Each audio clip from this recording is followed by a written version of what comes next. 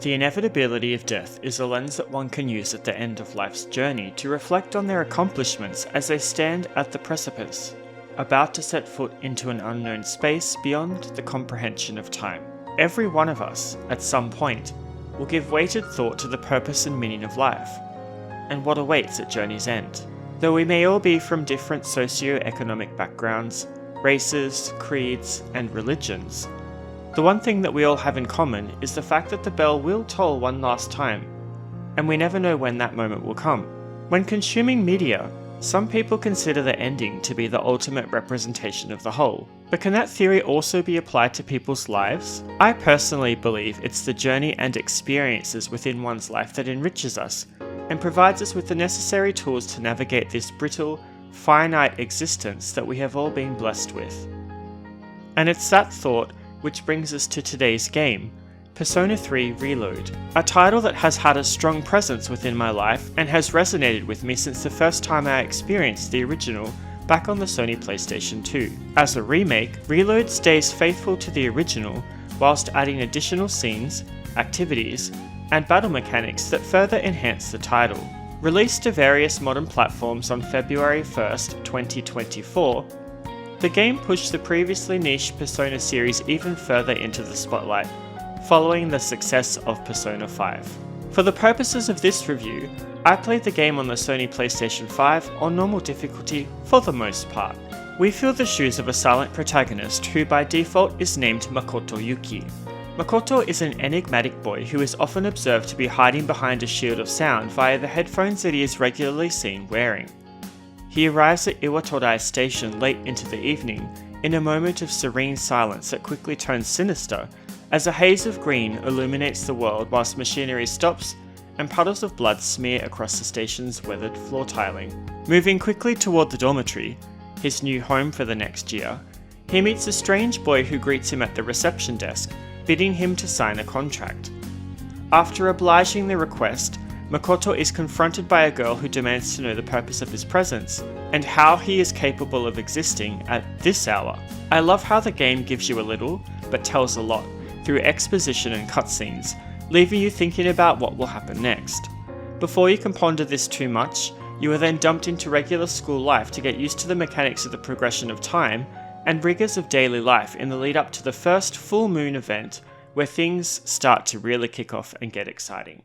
Reload provides a different spin on the typical dungeon crawler by adding in slice of life simulation to break up the monotony of exploration and combat, which makes the game stand out from contemporaries. Whilst Makoto is a second year student settling into his studies at Gekkoukan High School by day, he is obliged to climb the sinister Tartarus that appears every night at the location of his school. It's within the confines of the shifting walls of this tower that Makoto and his companions must manifest the metal of their inner soul through the process of simulating their own execution via a bullet to the head. The first time I encountered this, back in the original, I felt very unsettled, especially as the first depiction of this is a girl trying to pep talk herself into doing it in the opening animation. Just put it to my head, and then pull the trigger. Come on. In any case, if you are sensitive to ideations of suicide, then this game may not be for you, and I'd recommend stepping off the video at this point. Following several uneventful days that act almost like a tutorial for how the game will play out, a full moon heralds an awakening as a large monstrosity attacks the dormitory. Barging into his room as pale light bathes the world in emerald, Yukari, the girl from earlier, urges Makoto to escape with her through the first floor exit. Soon finding that this is being assaulted by shadows, she quickly makes a decision to take them to the rooftop for cover. As they slam the door closed behind them and take a moment to catch their breath, many black viscous hands begin to slap their way over the edge of the rooftop, followed by another holding a blue, emotionless mask that homes in directly on their position. As the high school students press themselves against the wall at their backs, blades appear in the many hands of the monster as it frenetically makes its way toward them. Up to this point, we still do not know why Yukari was trying to take her own life, and seeing her once again point a gun to her head is very confronting. Unable to follow through with her intention, she is attacked and knocked aside, the pistol falling to Makoto's feet. In a moment of recognition, Makoto picks up the pistol and uses it to invoke the manifestation of his psyche, a persona, who appears but is then ripped apart by another that emerges from within it. The newly awakened persona brutally savages the large monster before reverting back to its original form and then disappearing in a glimmer of light. After a short tutorial battle that lays out the covenant of combat, Makoto then collapses as the first of many full moon events come to a close. When Makoto's consciousness resurfaces after being kept in the hospital for a few days, he is inaugurated into the Specialized Extracurricular Execution Squad, or S.E.E.S for short, who are charged with investigating the Dark Hour, a period in time that occurs just after 12 AM where normal people are transmogrified into coffins and shadows appear. To conduct their investigation, they must explore Tartarus, a structure that appears in the place of their school during the Dark Hour.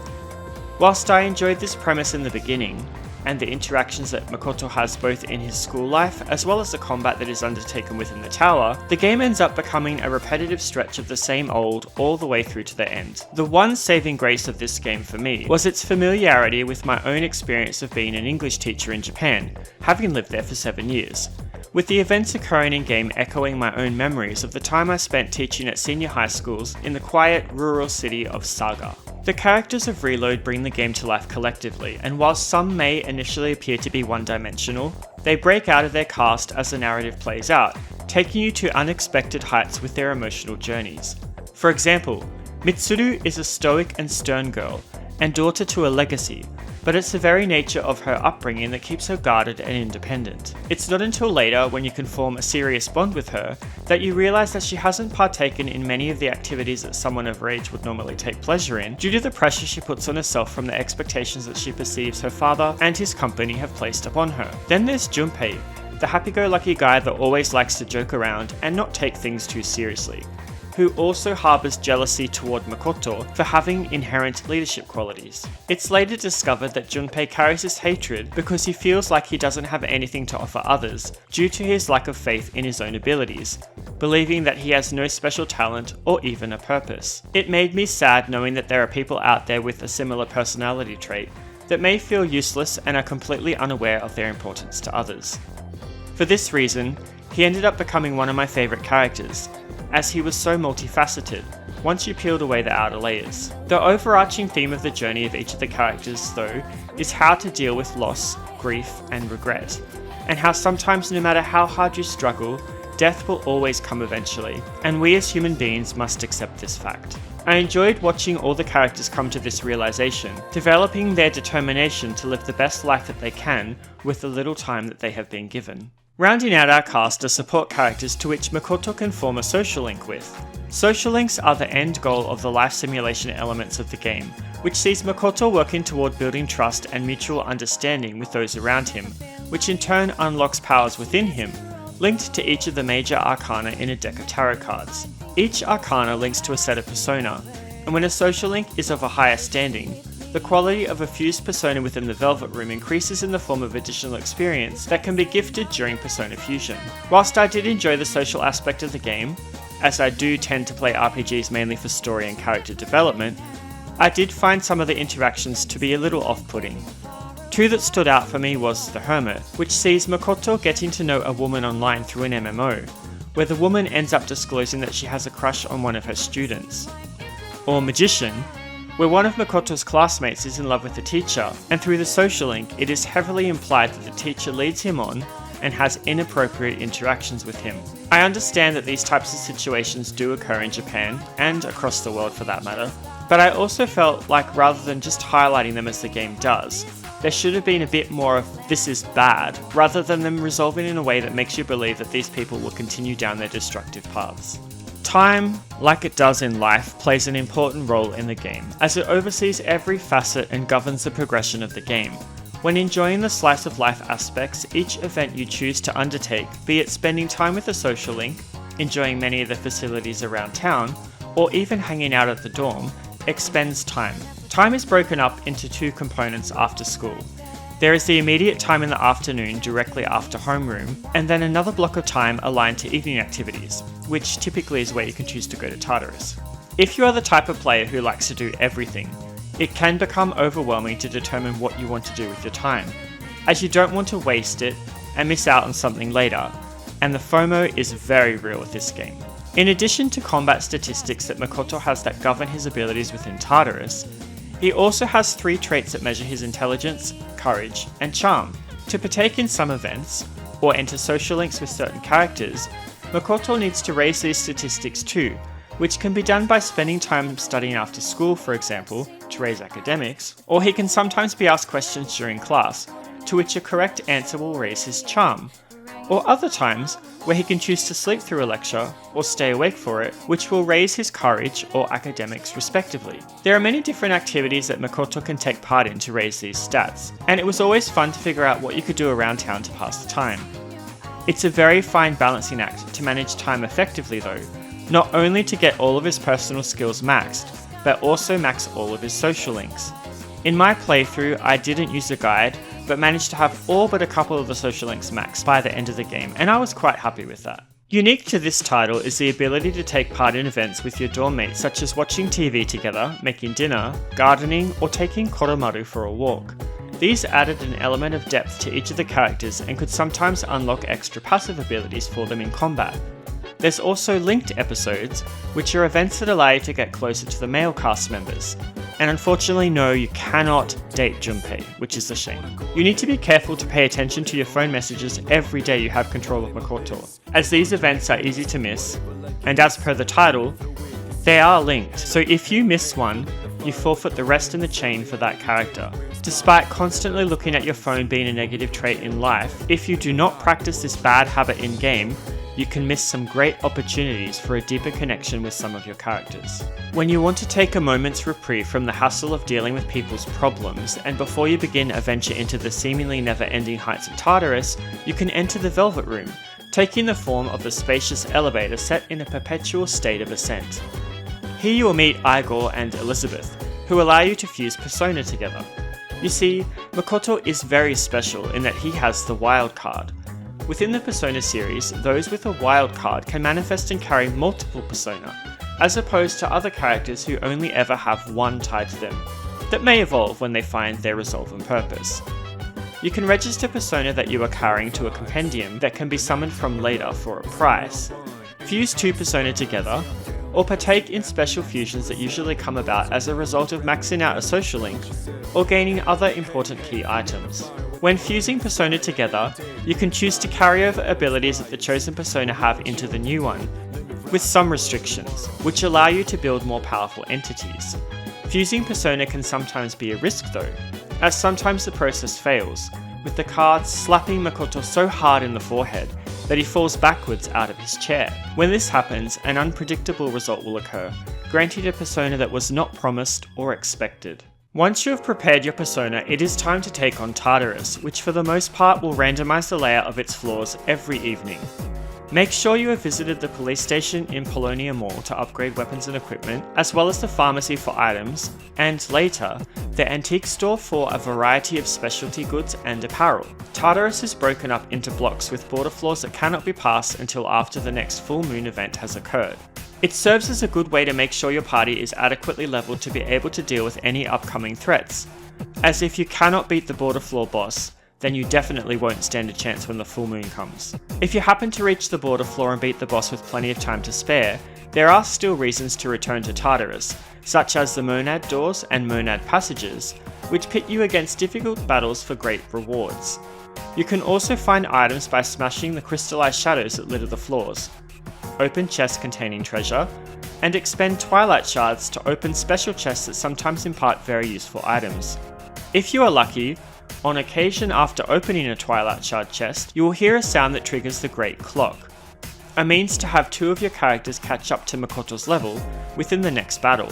Less regular are dark zones where you cannot see very far ahead of you, but every single crystallized shadow will drop a twilight shard, and events where you pursue a large treasure hand and must choose which way you thought it went. If you get to the end of the choices and defeat it, spoils abound. On some days, people or cats may wander into Tartarus of their own accord, and it's up to you as to whether or not you rescue them. Note that sometimes these people may be those that you have formed a social link with, and if you don't rescue them, that link can become permanently damaged. As Makoto and his companions wander around the spiraling hallways of Tartarus, they will encounter shadows, negative emotions, and suppressed human thoughts made manifest. If you touch one of these, the party will be drawn into battle.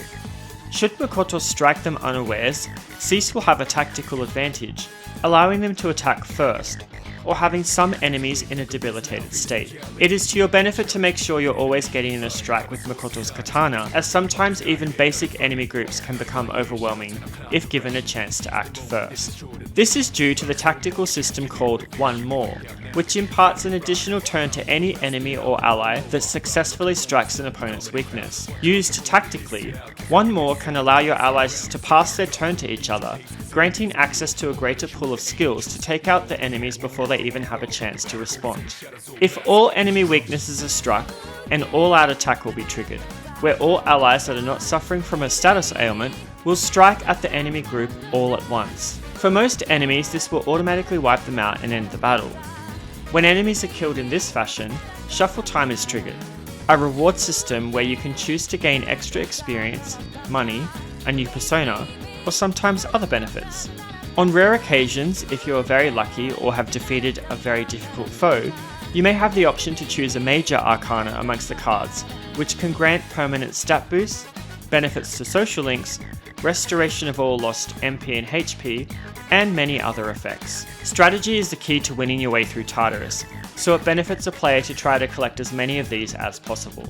They reset every time you leave and re-enter Tartarus, though leaving will advance time by 1 day. Finally, as you battle your way through shadows, each character will become focused, building energy toward a skill called Theurgy. Theurgy is unique to each character, and they all have different ways to build it quicker. For example, Yukari's goes up faster the more she heals her allies, whereas Makoto's does by shifting his persona in battle. When Theurgy is at its peak, the character can unleash a special attack that is extremely devastating and costs no SP. These are always best saved for a dire situation, or for a boss, to make the most out of them. If Persona 3 Reload was a combat assessment in Devil May Cry, it would most certainly be referred to as stylish. The aesthetic just oozes style from the presentation of the characters and locations, to the UI, menus, and the way that they seamlessly transition into each other with a simple press of a button. I don't think I've ever played a series outside of Persona that has had so much thought put into the transitions. They always evoked a feeling of awe inside me every time I experienced them, and they left me smiling. I particularly enjoyed both entering the Velvet Room, as well as each time the Dark Hour came about, with the multiple clock displays all ticking over to 12 AM. Compared to the original title, Reload is such a glow up, with characters expressing themselves through facial animations and their body language, which could never have been achieved previously. The addition of pre-rendered cutscenes, as well as anime scenes, just rounds out the graphics like the act of tossing well-curated herbs into a hearty soup. The sick beats that will accompany your time with S.E.E.S were composed originally by Shoji Meguro and arranged by Atsushi Kitajo, with vocal tracks sung by both Azumi Takahashi and Lotus Juice. The genre can be best described as an eclectic mix of J-pop, rock, jazz and funk, with elements of electronic and hip-hop to create a brimming mass of waves of sound that cause eargasms. There are frenetic tracks that highlight the urgency of dire situations, along with touching pieces that accompany periods of loss and self-realization. I do really love the Poem for Everyone's Soul, which plays in the Velvet Room, a woman's resonant voice echoing out a lament for those souls that are still struggling to find their purpose. It really resonated with my soul. However, this is an easy choice, and with the improved elements of the entire soundtrack, I would also like to highlight Color Your Night, which plays in the evening portions of the game when you decide to head out on the town. Lotus Juice's smooth vocals is accompanied by percussion and Takahashi's peppy lyrics, which complement the track overall. I enjoyed how it's been extended to include an additional verse, which takes a slower angle and pace to the rest of the track, which is like the crema on the top of a freshly brewed coffee consumed late into the evening. All the original voice actors were replaced with new ones, giving a fresh coat of paint to the presentation of the characters, and I can honestly say that I enjoyed all of them. Each cast member carefully curating their voice to capture the essence of the characters that they were assigned. Persona 3 Reload is a profound exploration of life's most existential questions, wrapped in a stylish and engaging package that fans of the series have come to love. It artfully balances the weight of its themes with innovative gameplay mechanics, blending a slice of life simulation with intense strategy-driven combat. The ability of Reload to intertwine the inevitability of death with the vibrancy of the desire to live allows players to reflect on their own existence and the choices that they make within life. As you navigate the labyrinthine Tartarus and the daily life of a high school student, you're not just playing the game, you're embarking on a journey that resonates on a deeply personal level. Persona 3 Reload is more than just a game. It's an experience that will linger long after the final bell tolls. By the way, a while back someone recommended that I review a Persona game, so here I am. I would like to know regarding Persona whether people prefer the current iteration of the series, or the ones that are more aligned with the rest of the Shin Megami Tensei series back on the original Sony PlayStation. Let me know your thoughts and why in the comments. This has been Venwa with a review of Persona 3 Reload for the Sony PlayStation 5. If you enjoyed this review, please like and subscribe for more great JRPG content. As always, thank you for taking the time to watch my video. I appreciate you. Take care of yourselves, and bye bye for now.